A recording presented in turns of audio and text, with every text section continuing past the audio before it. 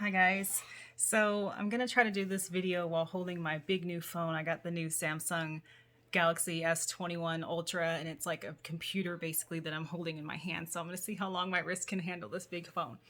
But anyways, so today I wanted to talk about overscheduling yourself during the week. So we're coming on the end of this week and I'm feeling it. This week, on Sunday, I looked at my calendar for the week and I was thinking, oh man, I've got a lot scheduled. And, you know, I know myself as a highly sensitive person and as an introvert. And I know that if I see too much on my schedule, I know when I'm going to feel burnout. For example, I've had, yesterday I had an all day event with my mentor and coach, and it was from 10 to 4, where I was on a Zoom call from 10 to 4. And then right after that call, I had two more calls that I was attending that I had to do. And I knew that yesterday was going to be a rough day. And I want to say towards the middle of the day, I started to get the irritability, all of the signs that my body was starting to feel like, okay, you've had enough. You need to go decompress. You need to go have some alone time. But the thing is, when you're in the middle of something, or if you have to have something scheduled, you kind of can't do that. Sometimes you have to, push through. But what I want to talk to you about today is there are some things on your schedule that you do have to keep on there, for work or for, scheduling things with your family or with your kids.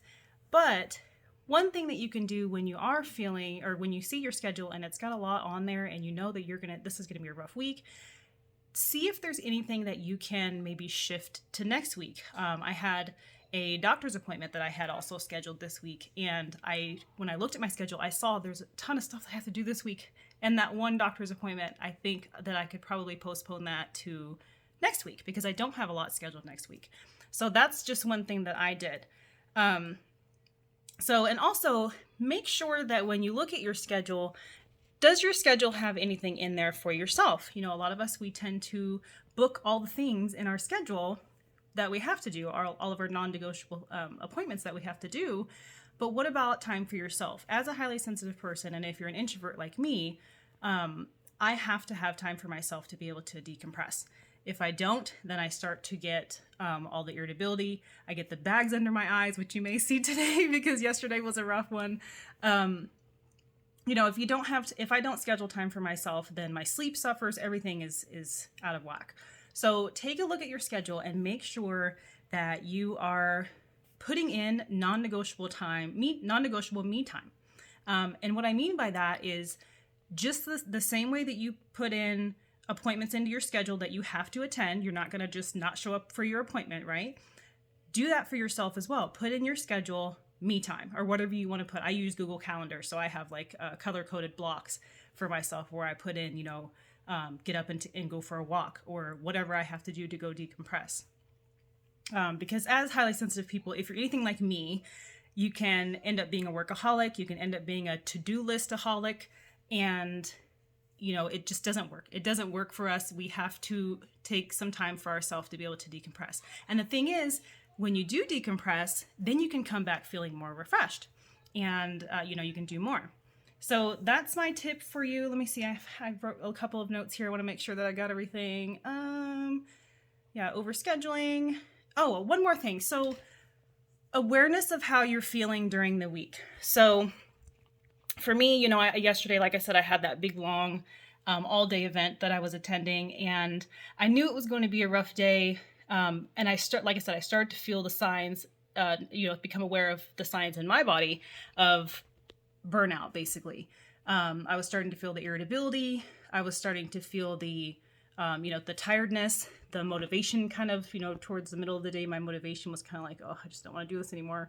Right now, I started to feel all the feelings that you kind of get with burnout. My focus was starting to lag. It was hard for me to concentrate on certain things. So being aware of how you're feeling during the week can really help. Being aware of your body and aware of what your body is telling you, because your body is giving you all the signs. A lot of times we just don't listen to them.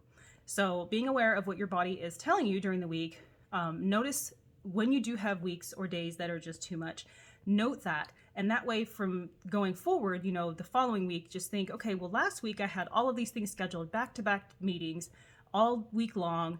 How did I end up? How was the end of my week? Was I overwhelmed? Was I feeling burnout? How did that work out for me? If it didn't really work out for you, then change things up. You know, the following week, change it to where you don't have so many things scheduled, and you know, sorry, I'm not available this week, but I can do it next week. You know, start kind of pushing things that can be pushed back. So anyway, I don't want to make this video too long, but that's my tip for you today is just pay attention to your body, pay attention to your schedule, pay attention to how much you are scheduling for yourself, and you know, take care of yourself first, because obviously if you do, then you're more available to take care of others and take care of all the other things that you want to do on your to-do list. Okay, that's it. All right, talk to you guys later. Bye.